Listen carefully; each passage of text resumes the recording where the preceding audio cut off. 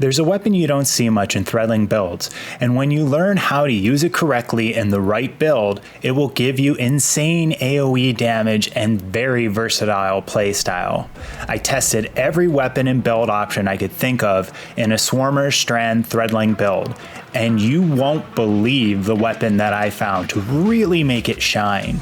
Not only will you completely dissolve enemies with AOE damage, but you'll also have outstanding survivability. Please give this build a try and let me know your favorite Strand weapons in the comments below. I've always loved Swarmers in threadling builds because of the unravel effect threadlings get from Swarmers. The unravel effect is key to this build because it causes seeking projectiles as targets take damage. Unravel targets spawn tangles when killed and will constantly be generating tangles, which will then create threadlings thanks to Swarmers. So I set out to make a build with as much threadling generation as possible. I found that Weavewalk had the best threadling generation. Weavewalk gives about 5 threadlings per melee charge. Mindspun Invocation only gives 2 more threadlings to your grenade, and Weaver's Call gives 3 to your rift. So by far, you get 5 compared to 3.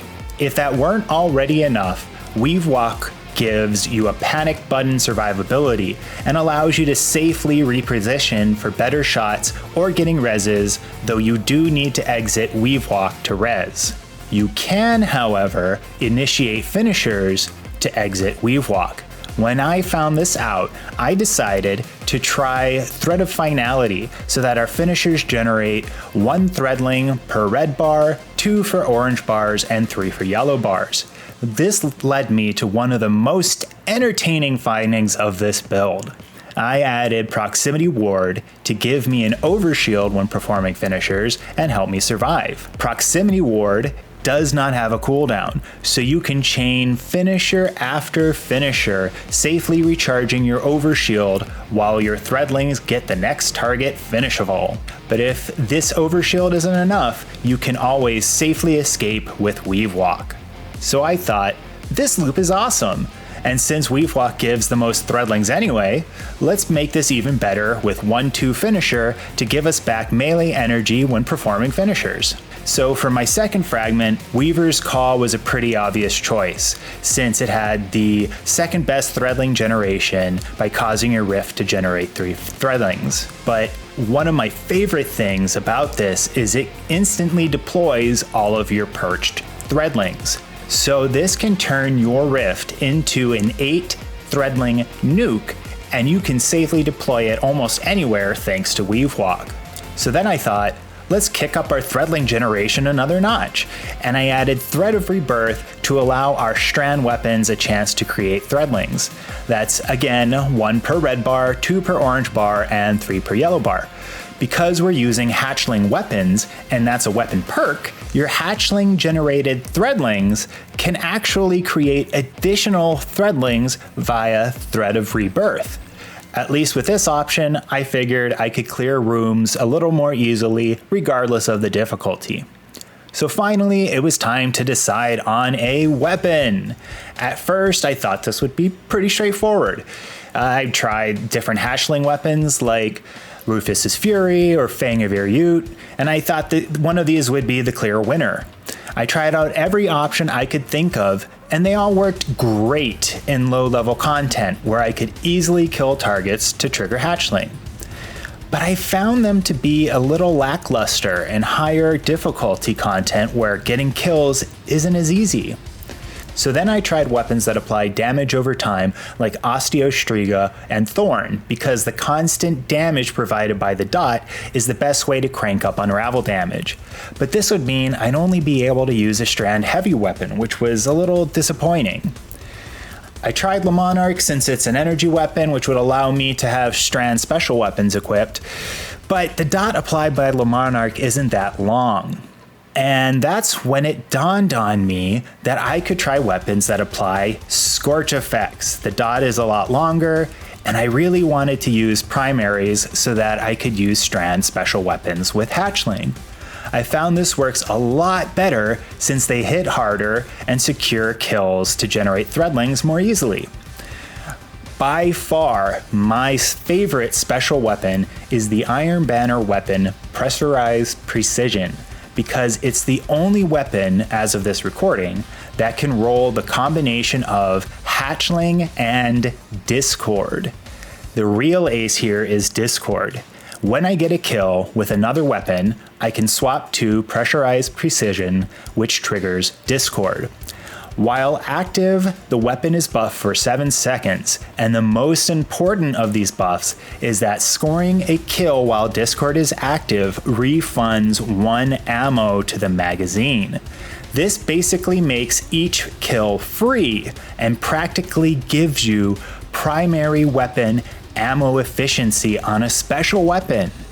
You do have to get 3 kills to trigger Hatchling, so the best loop, if possible, is to get a kill with your other weapon, swap to Pressurized Precision, get 3 kills with Discord, and repeat. As one side note, multiple kills with a single shot does not appear to count as more than 1 kill, so even if you get 2 kills with 1 shot, you still gotta get 2 more kills to trigger threadling. So then I was even more set on using a primary weapon that could apply Scorch. After a lot of testing, a surprising weapon stood out in how well it synergized. And that weapon is Skyburner's Oath. The weapon fires explosive rounds, so each shot can trigger unravel damage on multiple targets. But what really made this the best is that each hipfire shot with Skyburner's Oath applies Scorch. So you can just spray an area and watch as your Scorch dot constantly procs massive AOE unravel damage. And it is stupidly easy to apply this dot compared to other options. This provides very deadly close range damage, but as a scout rifle, Skyburner's Oath can massively outrange some of the other dot options like Osteo, Striga, and Thorn. This adds in more versatility to your playstyle options, like safer long-range engagements when needed, but still again giving you that close-range deadliness. Last but not least, Skyburner's Oath can penetrate obnoxious Cabal shields regardless of the season. After the video, please give this build a try. If you do find it helpful, please subscribe for more videos about builds and share these videos with your friends. So with our primary and special weapons selected, I had to decide on a heavy weapon. My favorite is Circular Logic with Hatchling. You can mow down enemies with each precision kill, generating threadlings thanks to Hatchling. And you have additional generation thanks to Thread of Rebirth. Machine guns have great ammo efficiency and can currently disrupt overload champions. They can also be overcharged currently thanks to the current seasonal artifact Origin Specialization 2. If you don't want to run that, another great option is the craftable grenade launcher Corax's Distress from Root of Nightmares with the perks Hatchling and Chain Reaction. This can really delete rooms, and grenade launchers often get champion disrupting with seasonal mods. For stats, I usually want double 100s for resilience and recovery to give you better survivability and to improve rift cooldown. You should also prioritize strength for better melee Weavewalk cooldowns. Grenade discipline would also be another good pick after strength. On our helmet, you'll want Strand and Solar Siphons to maximize orb generation and improve ability cooldowns. For gauntlets, I went with firepower, so our grenade generates orbs on kills, momentum transfer, so dealing damage with our grenade gives us melee energy, and bolstering detonation, so dealing damage with our grenade also generates rift energy. Unfortunately, the threadlings created by your Weavewalk does not synergize with mods that would normally synergize with melee abilities like heavy-handed or other options. For chest mods, I go with resistance mods, or in easier content, I go for charged up to allow us to hold more armor charges. For our boots, I went with recuperation, so our orb pickups heal us, and invigoration, so they regenerate our melee ability. For easy content, I'd go with stacks on stacks to give us more armor charges on orb pickup. for the last mod, or a scavenger mod for more special and heavy ammo in harder content. Finally, for our class item, I chose Proximity Ward and 1-2 Finisher as we discussed earlier, and for the final option I went with Reaper, so the next kill after activating our class ability also generates an Orb of Power.